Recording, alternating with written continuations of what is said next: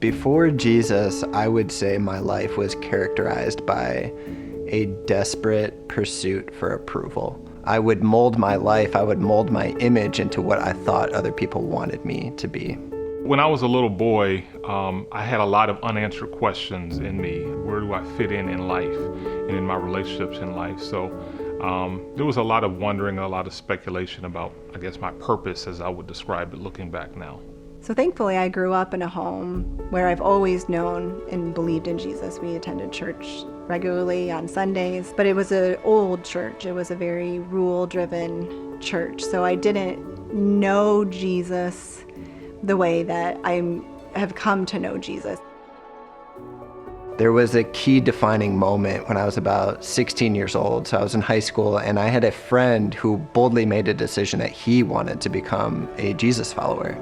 And that gave me inspiration and confidence that this wasn't just me. There was someone in my social circle who was making that same choice as well. This was something that I felt deep in my heart that I wanted to do, was to follow Jesus. I began to hear things that began addressing some of the questions that I had on the inside, even as a little boy.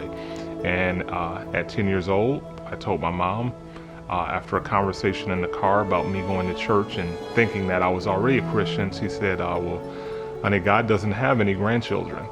And so that prompted me to make a decision for myself to follow Christ and become baptized. 20 years ago, after graduating from college, I moved out to this area, and I had family members that attend community, and they invited me. And so I said yes.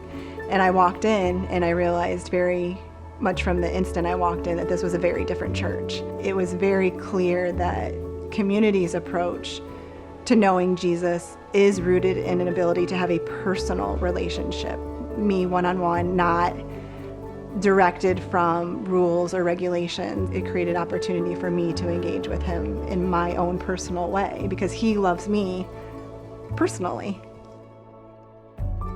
There is something unshakable about me that is based on my faith in Jesus, and that can't be taken away from me. So I would say that my life now is characterized by a deeper sense of confidence and a more secure sense of identity. I've learned what grace is. I've learned what forgiveness is. I've learned what it means to serve him by serving others.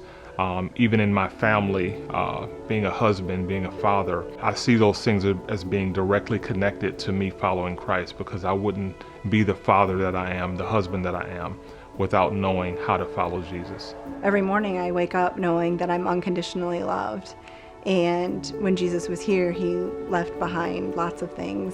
But one thing was to love your neighbor as he has loved us. And if I can go out and do that, I feel like that's the truest way that I get to engage with Jesus on a daily basis, is allowing him to work out of me in the way that I can love everybody.